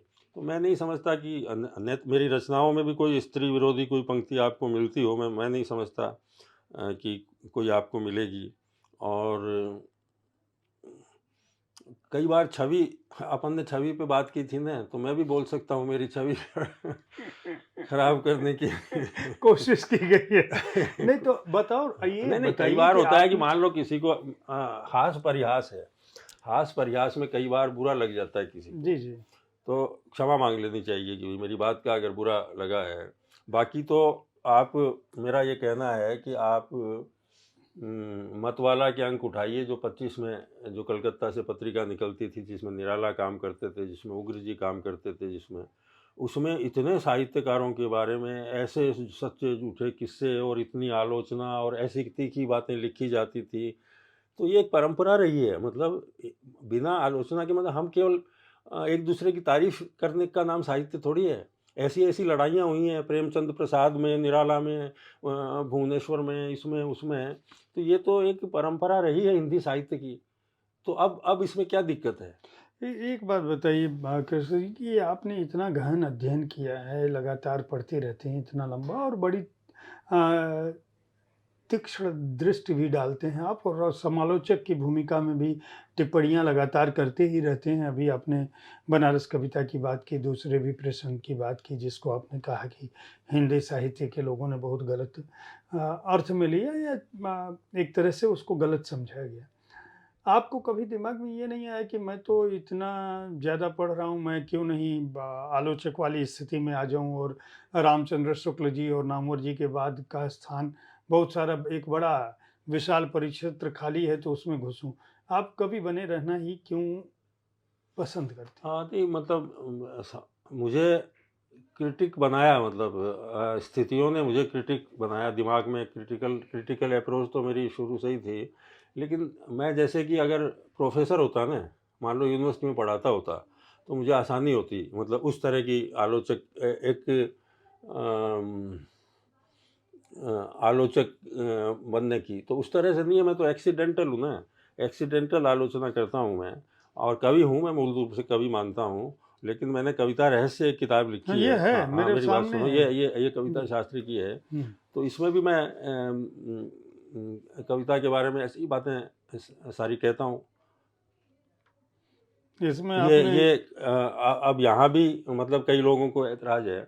जब मैंने कहा कि मैंने ये हिंदी में, संस्कृत में काव्य शास्त्रों की एक लंबी परंपरा रही है। हुँ, हिंदी में कोई भी पूर्ण काव्य शास्त्र अभी तक किसी ने नहीं लिखा है। रीतिकाल में कुछ कवियों ने कविता की रीतियों पे कुछ लिखा है, कुछ लेकिन वो आधा अधूरा है, मतलब इस तरह से नहीं है कि कोई शास्त्र बने। तो मैंने एक, भाई विनम्र कोशिश है, मैंने तो भूमिका में भी लिखा है कि अगर इसको शास्त्र मानने में किसी को परेशानी है तो उसको कविता के बारे में एक, इसमें सारा का सारा ये आकर ग्रंथ समझिए। आकर ग्रंथ का मतलब होता है, संस्कृत में कहते हैं कि जिस विषय पे किताब लिखी जाए, उस विषय पे उस उस समय तक दुनिया की सारी भाषाओं में जो चिंतन हो चुका है, उसके बाद की बात होनी चाहिए उसमें। तो इसमें संस्कृत काव्य शास्त्र, यूरोप का जो पोएटिक्स है पूरा का पूरा, अरबी फारसी का जितना मेरे समझ में आता है उसको करके मैंने, अच्छा मैं कोई एकेडमी, तो मैं तो दूरदर्शन में काम करता था। मेरे को एक कुलपति आए, मैं जयपुर में डायरेक्टर था, मेरे मित्र कुलपति थे, और ये किताब छप के आई थी, 15 की बात है। तो क्या कर रहे हो कल्पित? तो मैंने उनको प्रति दी, वो भी थोड़ा कविता में इंटरेस्ट है। तो बोले तुम ये काव्य शास्त्र वगैरह क्यों लिखते हो, तुम प्रोफेसर हो क्या कहीं? ये तुम्हारा काम थोड़ी है ये लिखना। अरे मैंने कहा कि ये कोई अपराध कर दिया मैंने? मैं अगर प्रोफेसर होऊंगा तभी मैं लिखूंगा। मेरी कविता के बारे में, कविता की, और आलोचक होने के लिए कोई प्रोफेसर होना जरूरी थोड़ी है वैसे, नहीं, अदरवाइज। जी। लेकिन मैं एक्सीडेंटल इसलिए कहता हूँ कि बीच बीच में करता हूँ मैं, और वो उस तरह से मैं नहीं कर पाया। वैसा मेरा जीवन में सफल नहीं हुआ कि मैं बैठ करके काम कर सकूं, रिसर्च कर सकूं, 10 किताबों के रेफरेंस ले करके भाग दौड़ में हुआ, मतलब मेरा काम उस तरह का जीवन मुझे मिला नहीं। नहीं, इसका शिल्प भी आपने वही जो मैंने शुरुआत में ही बातचीत में कहा था, शुरुआत ही मैंने इस तरह से की थी कि आपकी जो आवाजाही का क्षेत्र है, विधाओं को आप एकदम तोड़ते रहते हैं लगातार। इसमें भी काव्य शास्त्र तो कह रहे हैं हम लोग। सुनने में लग रहा होगा हमारे दर्शकों को कि ये पुस्तक जो हाँ, है शास्त्र बहुत ऐसी उलझा हाँ, हुआ है, हाँ, हाँ। लेकिन आनंद आएगा पढ़ के लेकिन आपको। पढ़ने में या हाँ, ये इसमें तो भी आपने कविता शैली, ये काव्य शैली का हाँ, ही प्रयोग किया है? मैंने इसमें दोहा जी, छंद का जी। इस्तेमाल किया है, इसलिए कि हर भाषा का एक जातीय छंद होता है।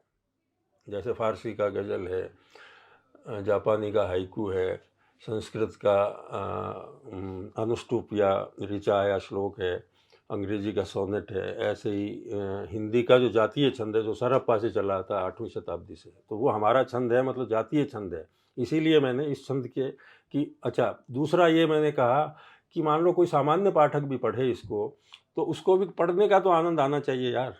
मतलब कि मेरी सारी कृतियों में आप ये देखेंगे कि सबसे पहली मेरी, चाहे किसी पर भी लिखूंगा, कि अगर इस किताब को कोई पढ़ेगा ही नहीं तो क्या मतलब है। इसीलिए मैंने दोहा छंद का इसमें इस्तेमाल किया है, और वही गद्य पद्य की शैली, वो जो दूसरी जगह है वही गद्य पद्य की शैली है। अब इसको, ये किताब पढ़ी जा रही है, ये नामवर जी ने, मतलब मेरे मेरे जीवन में जो सबसे बढ़िया है, उन्होंने दूरदर्शन पे इसकी समीक्षा की थी। मैं, हालांकि मैंने कहा था कि मेरे रहते आप मत कीजिए, लेकिन उन्होंने जिद करके कहा कि नहीं, मैं बोलूँगा इस पर। वो एक कार्यक्रम करते थे वहाँ पुस्तकों के बारे में, साप्ताहिक। तो मैंने कहा मेरी किताब पर बोलना ठीक नहीं है, मैं यहाँ पे काम करता हूँ तो उचित नहीं लगेगा। बोले नहीं, ये किताब पे तो बोलूँगा ही। तो बोला उन्होंने, जितना भी बोला, बोले ये किताब मैं लिखना चाहता था, ऐसी किताब। तो मेरे लिए तो कोई मामूली पंक्ति नहीं है ना ये। मैं तो तर गया कि भाई जैसा आदमी ने ऐसी बात कही। तो इसको, और देखिए अजय जी, मैं अपने अनुभव से बोल रहा हूँ। आप कोई कृति रचन है, वो संघर्ष का समय तो जा चुका है जब आप अपने को मांझते हैं, एक कवि बनते हैं, या वो तो पता चल गया कि आपके पास एक भाषा है, एक शिल्प है, तो आप चीज़ों को रच सकते हैं। और संस्कृत के जो जितने भी हमारे काव्य ग्रंथ हैं, सारी लिखताएँ, इस कविता के बारे में जितनी भी बातें हो सकती थी, मैंने इसमें शामिल करने की कोशिश की है। हाँ, मैं ये बोल रहा था, जो भूल गया था, कि उसके बाद जब एक लेवल पे आ जाता है आदमी कि भाई ठीक है कि मैं कुछ रच सकता हूँ, तो वो कोई ऐसी चीज़ रचना चाहता है कि वो फिर खेल करता है। ये खेल करता है, और उसको पता है कि इस लेवल का ये काम है, मतलब इस लेवल का काम है। और लिखते हुए लेखक को अगर आनंद नहीं आया, मैंने जितना आनंद इस कविता मतलब अपने रचना प्रक्रिया का जितना आनंद मैं उठाता हूँ ना, उससे मुझे अगर आनंद आ गया तो मैं एक लेवल पे पहुँच जाता हूँ कि ठीक ठाक है, मतलब अब सारी चीज़ें, उसकी पहचान खुद लेखक भी कर सकता है अपनी रचना की। मैं ये कह रहा हूँ, ये हो सकता है कि मुझ में ही एक क्वालिटी हो कि कोई क्रिटिकल माइंड भी है मेरा, जो साथ साथ चलता रहता है, कि मैं उसको देखता हूँ।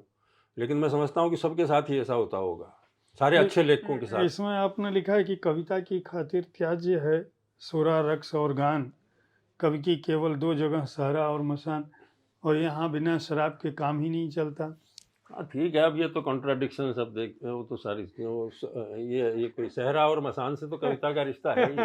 सहरा और मसान, और क्योंकि सारे सारे प्रेमी सहरा में जाते हैं, उर्दू की पूरी कविता सहरा में। हम लोगों ने अपनी बातचीत में आलोचकों को समझा। मैं अगर ये पूछूं कि भारतीय जो आज के समय में जो आधुनिक समय में जो कविताएं लिखी जा रही हैं, अगर मैं आपको कहूं कि कविता का जो इतिहास है, अगर भारतीय कविताओं का, भारतीय भाषाओं की कविताओं का इतिहास कोई है, तो मैं, अगर मुझे कहेंगे चुनने के लिए, तो मैं कहूँगा कि भक्ति काल जो है वो अपने शीर्ष पर था उस समय, जिससे सर्वश्रेष्ठ है। सर्वश्रेष्ठ हाँ है। हिंदी में, संस्कृत में हम कहने की कोई ज़रूरत हाँ नहीं, सभी को पता है कि हमारे सारे ग्रंथ जो है, हाँ आदि हाँ ग्रंथ, वो काव्य हाँ, वो विधान, कालजयी ग्रंथ है। कालजयी ग्रंथ हैं। उनका उल्लेख, मतलब एक तरह से तुलना नहीं हो सकती।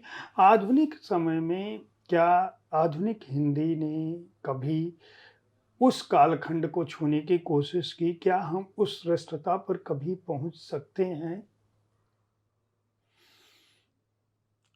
मैं तो इस विषय पर बोलता ही रहता हूँ कि जो आधुनिक कविता है, समकालीन कविता हिंदी की है, उसने आधुनिक होकर के और पश्चिमोन्मुखी होकर के और पश्चिम के शिल्प को लेकर के खुद का बहुत नुकसान किया है। बल्कि इतने पाठकों का नुकसान किया है। समकालीन कविता, ये बहस होती है बाकायदा कि पाठक कम होते जा रहे हैं, लगातार ही होते जा रहे हैं कि कविता के कोई पाठक नहीं है।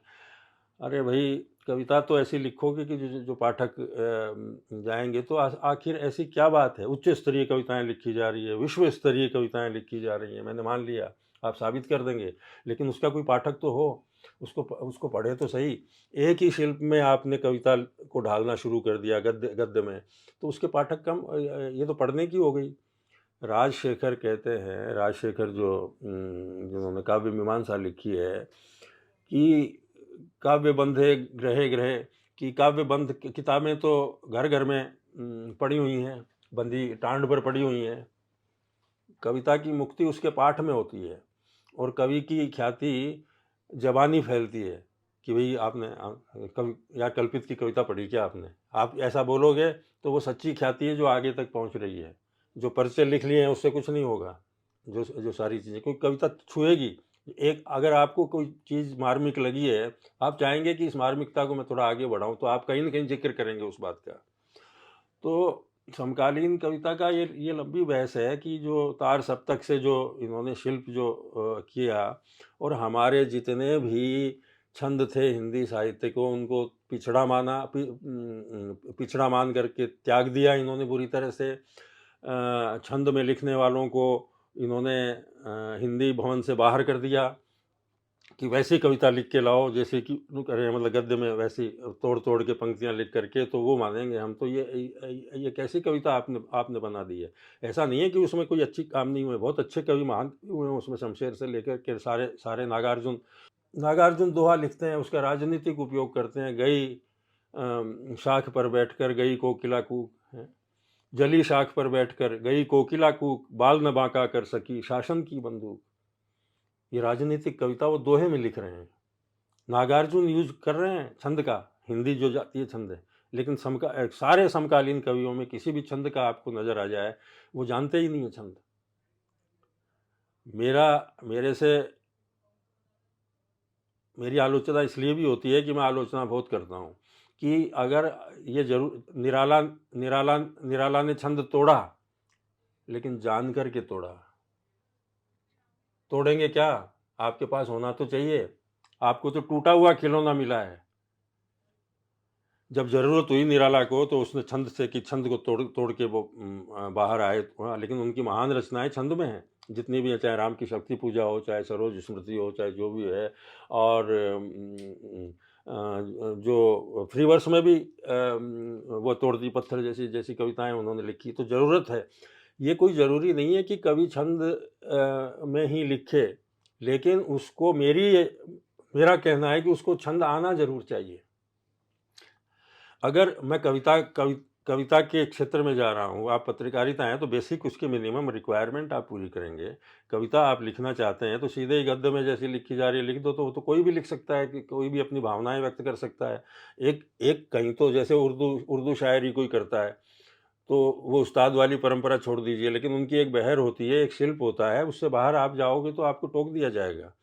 हिंदी में ऐसी कोई परंपरा नहीं है कि भाई ये सारी चीज़ें। मैं ये नहीं कह रहा हूँ कि छंद में ही लिखा जाए, उसमें भी लिखा जाएगा सच्ची कविता, लेकिन बहुत नुकसान हुआ है तार सप्तक के बाद हिंदी कविता का। और इसको रिवाइव करने के लिए अभी और कवियों की ज़रूरत है, क्योंकि कविता समाप्त नहीं होती। क्योंकि हर आदमी में नैसर्गिक प्यास के साथ साथ कविता की भी प्यास होती है। अगर आपकी कविताओं से वो नहीं बुझेगी, तो वो तुलसी के पास जाएगा, वो फैज़ अहमद फैज़ के पास जाएगा, वो इधर उधर जाएगा, वो भक्ति काल में जाएगा। रहीम के दोहे तो जीवन में इतने काम आए हैं आपके, कबीर के, रहीम के दोहे जीवन में रोज एक किसी न किसी दोहे की पंक्तियां आप दोहराते हैं। तो कविता ये है जो जीवन के काम आए। कविता वो जो जीवन में घुल मिल जाए, जैसे रहीम के दोहे, तुलसी की पंक्तियां हमारे जीवन में मुहावरे बन गए उनके। तो वैसी कविता, तो जैसी कविता लिखी। आपने ठीक कहा कि अगर आपने चुनना चाहें तो वही काल चुनेंगे, आपकी वो उत्कर्ष था मतलब हिंदी कविता का। तो खैर ऐसा निर्णय अभी नहीं करना चाहिए अपने को, लेकिन आपकी आपकी अपनी राय है, उसको रखना चाहिए। लेकिन समकालीन कविता के सामने अभी बहुत बहुत बड़ी चुनौतियां हैं, और इन्होंने अपना व्यापक पाठक वर्ग जो होना चाहिए था वो खो दिया है। और अब आप बौद्धिक कविताएं और जड़ी हुई कविताएं तो लिख सकते हो, उसमें वैश्विक संदर्भ भी डाल सकते हो आप उसको वैश्विक कविता भी कह सकते हो। हालांकि क्या होती है वैश्विक कविता, तो स्थानीय होती है, चाहे उसकी अपील वैश्विक हो सकती है। तो जो इसका शिल्प है ना, कि दोहे जैसे छंद को मैं तो कह रहा हूँ कि समकालीन कविता, मतलब हिंदी का कवि ने दो दो ऐसे छंद को छोड़ा कैसे, जो कि कोई न कोई दोहा हर आदमी को याद है।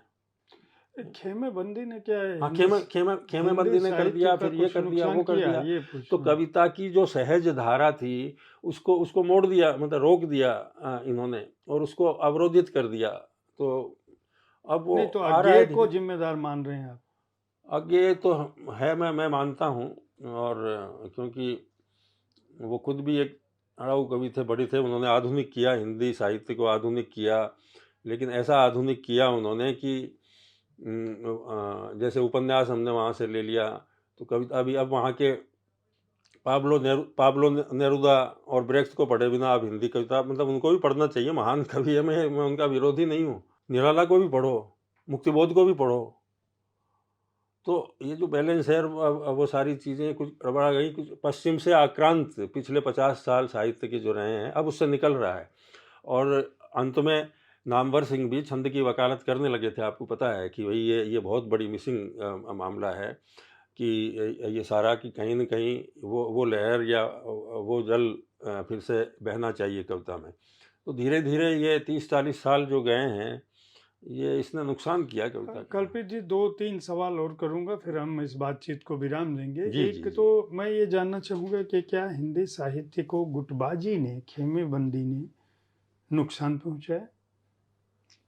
कहने की क्या बात है, एकदम पहुँचाया है।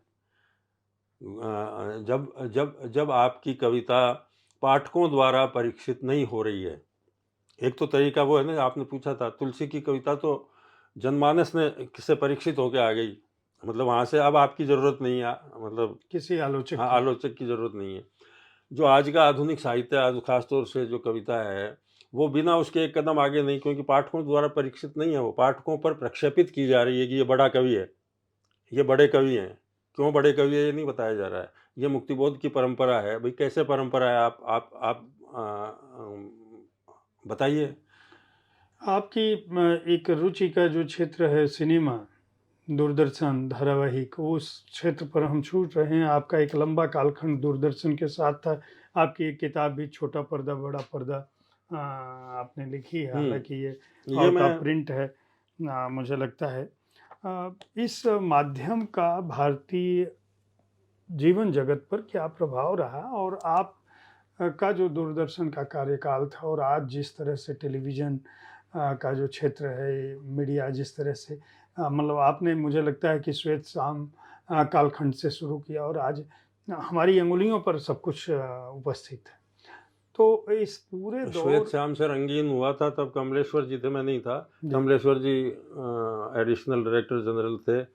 तब मैंने एक लेख लिखा था, कमलेश्वर जी का टेलीफ़ोन आया हँसते हुए कि जब सारिका के संपादक थे, तो वो पहले कलर छपती थी, उसके बाद वो ब्लैक एंड वाइट छपनी शुरू हुई। तो कमलेश्वर जी ने संपादकीय लिखा कि जीवन से रंग खत्म होते जा रहे हैं, दुनिया बेरंग हो गई है, ये है। उसको जस्टिफ़ाई करते हुए, इसलिए आज अब से हम सारिका ब्लैक एंड वाइट छापेंगे। वो तकनीकी मामला था, लेकिन उसको अपने संपादकीय में जस्टिफ़ाई किया। जब दूरदर्शन रंगीन हुआ तो उन्होंने लेख लिखा जो सारे अखबारों में छपा, क्योंकि वो तो कि ये दुनिया रंगों से भरी हुई है। तुरंत एक एक से फूल, जब तक सारे फूल एक साथ नहीं आएंगे तब तक हिंदुस्तान भारत का जो ये जो करिश्मा है। तो मैं उन दिनों रविवार में कॉलम लिखता था, दूर के दर्शन, मतलब उदयन लिखवाते थे मुझसे। दूरदर्शन शुरू शुरू हुआ था तो मैं कॉलम लिखता था दूर के दर्शन नाम से। उसमें ये दोनों उद्धरण एक साथ छाप दिए मैंने। ये तो दूरदर्शन और आकाशवाणी बड़ी महान संस्थाएं अपने वक्त की हैं। अब अब ये बहुत ही, जैसे कि तमाम साहित्यिक संस्थानों का, विश्वविद्यालयों का पढ़ाई का मतलब पतन हो गया है और उनका स्वरूप बदल गया है। वही इन संस्थानों की हालत अभी चल रही है। एक वक्त था कि आकाशवाणी तो साहित्य का मरकज़ हुआ करता था, ऐसे ऐसे लोग वहाँ पर काम करते थे। और जब हम आए तब भी वैसा माहौल था 90 तक, 90 से बदला ना, पूरी तस्वीर तो टेलीविज़न का पर्दा भी मतलब बाद में कि बदला। तो मीडिया में काम करने की दृष्टि से ही हम आए थे और बड़ा एनरिच किया। इतने सारे लोगों से हम मिले, इतने कलाकारों से, मेहंदी हसन से लेकर के, रेशमा से लेकर के, और रोज़ ही आपका कलाकारों से हिसाब का पड़ता है। तो ये सोच के ही मैंने मीडिया में मतलब दूरदर्शन में मैंने नौकरी की, नहीं तो मैं प्रोफ़ेसर बन सकता था कि। और उस समय मीडिया का क्रेज़ था, अब तो बड़ा भयानक हो गया है, वो मैं तब की बात बता रहा हूँ 80s की सारी चीज़ें। तो मेरा बहुत अच्छा कार्यकाल रहा। और एक तो मैंने अपने, जैसे अगरतला रहा मैं, तो अगरतला में सचिन देव बर्मन पे मैंने काम किया।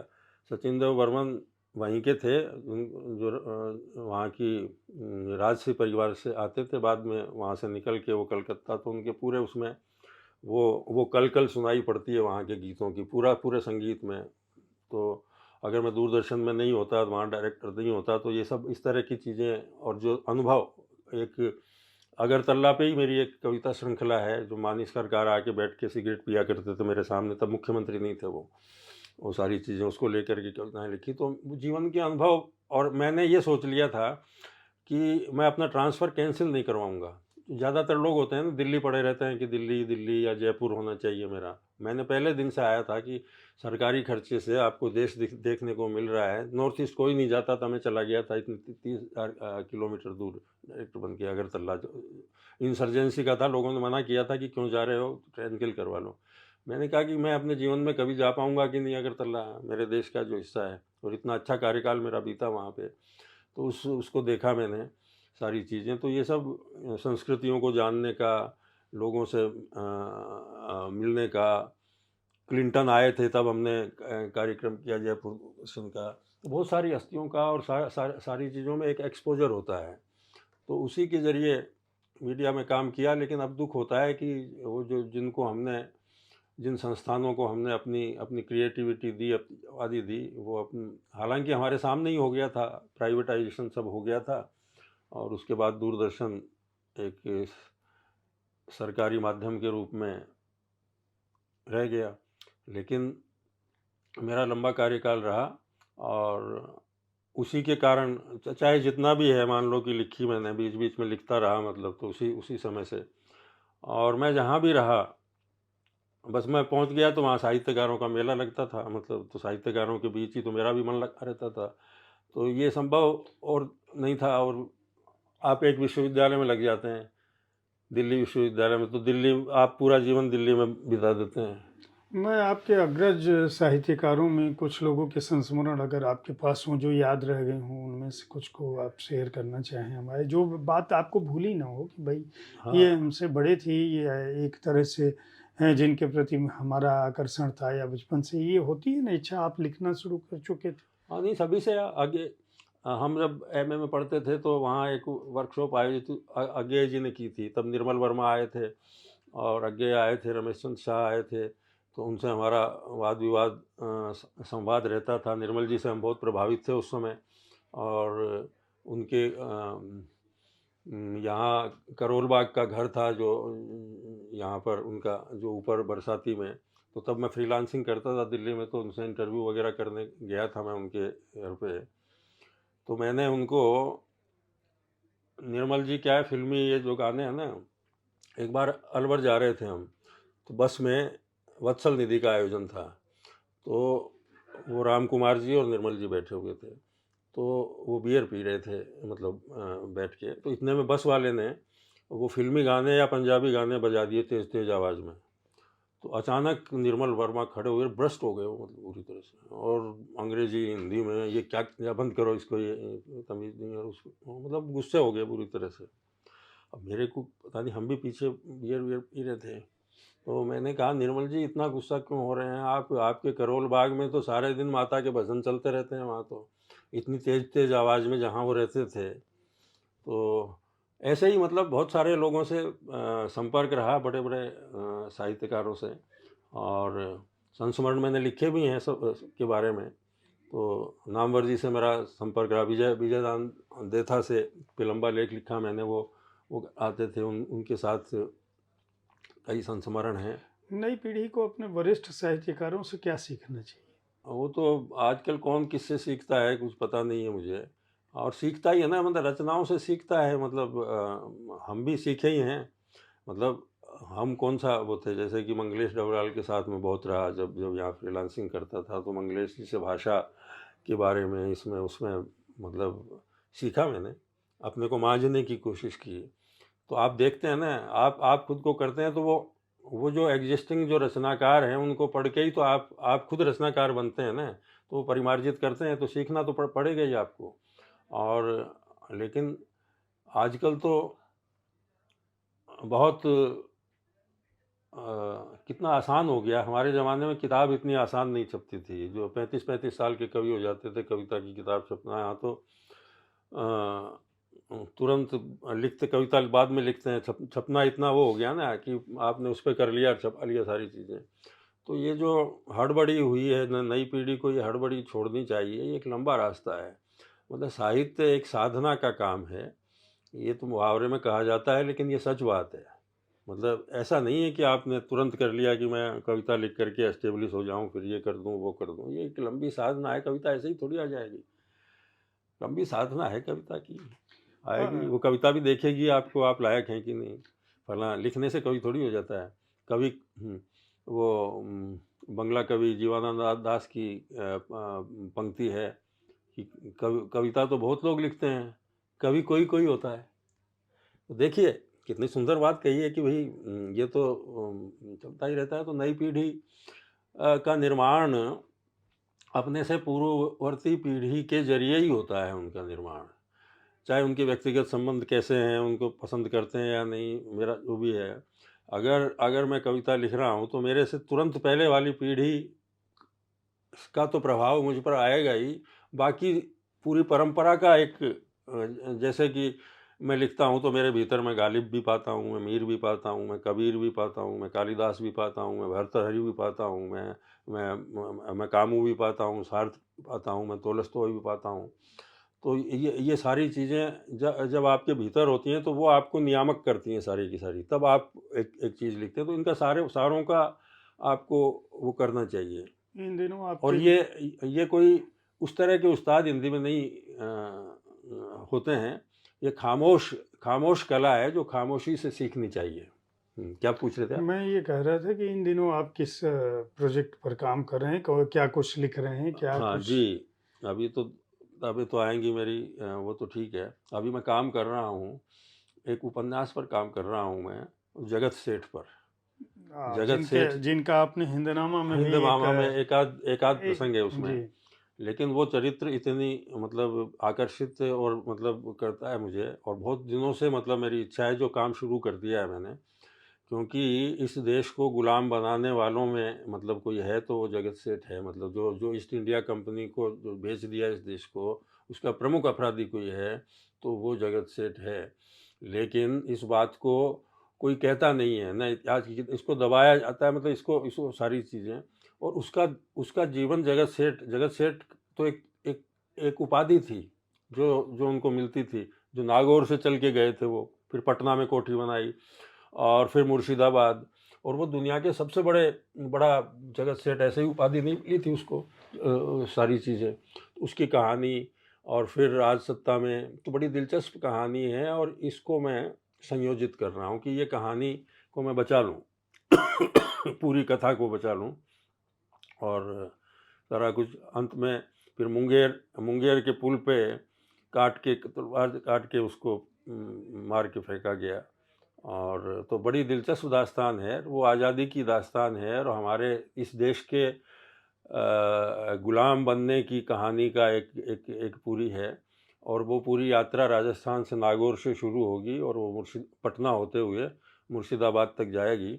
इसको मैं एक यात्रा वृत्तांत की तरह लिखना था, मतलब उसमें भी मैं प्रयोग करना चाहिए। ट्रेडिशनल उपन्यास नहीं, कि जैसे कि मैं उसके पद चिन्हों पर चल रहा हूँ और मैं उसको रिकलेक्ट कर रहा हूँ। तो इस तरह से मैंने इसको किया है। तो 2-3 चैप्टर हुए हैं, तो उसमें भी शायद अब कैसा प्रयोग किया है, मैं कर रहा हूँ, तो समय लगेगा इसमें। और बाकी तो जो नियमित लेखन है वो तो चलता ही रहता है, कुछ इधर कोई मांगता है लिखते हैं। कविता तो जब फ्लैश में आती है तब लिख लेते हैं। और अभी मुख्य काम तो यही है, और एक राजस्थान के उसमें राजस्थान के जो ऐसे किस्सों को मैं कलेक्ट कर रहा हूँ, वो भी एक काम कर रहा हूँ, उसको भी मैं क्रिएटिवली यूज करना चाहता हूँ। तो अभी उसकी पूरी पूरी शेप नहीं बनी है, लेकिन वो भी मेरे उस प्रोसेस में है कि मैं करूँ। बहुत यही है। बहुत बहुत बहुत आभार और बधाई आपको साहित्य नहीं, तक के लिए आपसे इतना समय बात देने के करके लिए। बहुत आनंद आया, और मुझे नहीं पता कि इंटरव्यू हो रहा है। मुझे तो लगा कि जैसे अपन दो साहित्य के विद्यार्थी बैठ के बात कर रहे हैं ना, तो ऐसा हुआ। बहुत बहुत आपका और साहित्य तक का बहुत बहुत आभार कि आपने मुझे याद किया। अगले सप्ताह आप जानते हैं मैं फिर किसी शख्सियत के साथ मिलूंगा। कृष्णकल्पित जी की रचनाओं को पढ़ें, जानें। बहुत सारे बहुत मैं कहूँगा कि अधुनातन विविधतापूर्ण प्रयोग किया है आपने अपनी कृतियों में, और ये कृतियाँ अपने आप बहुत कुछ बताती हैं। केवल आप कविताएं पढ़ रहे होंगे तो कविता का रस और आनंद तो लेंगे ही, उसके साथ साथ आप अपने कालखंड को, अपने समय के विशिष्ट लोगों को और उन लोगों को जिनको शायद समय ने भुलाने की कोशिश की है। कृष्णकल्पित जी की रचनाओं की एक बड़ी खासियत यह भी है कि ये उन लोगों को बचाने की कोशिश कर रहे हैं लगातार, जो विस्मृत हो चुके हैं, जो विधाएं विस्मृत हो चुकी हैं, जो किस्से कहानियां संस्मरण और शख्सियतें विस्मृत होने की कगार पर हैं, घटनाएं विस्मृत हो चुकी हैं, उनको भी ला रहे हैं। साथ साथ वेदों, उपनिषदों और पुराणों के ऐसे आख्यान जिनको हम सुनना पढ़ना पसंद नहीं करते, या हमने पढ़ा नहीं, या जो हमारी जानकारी में नहीं है, वो भी इनकी रचनाओं के माध्यम से आपके सामने आ रहे हैं। उनका पुनर्पाठ हो रहा है, पुनर्लेखन हो रहा है, और साथ साथ कृष्णकल्पित जी के विचार भी हैं। तो इनकी कृतियों को पढ़ें, हमारे कार्यक्रम के बारे में अपनी राय से अवगत कराएं। धन्यवाद।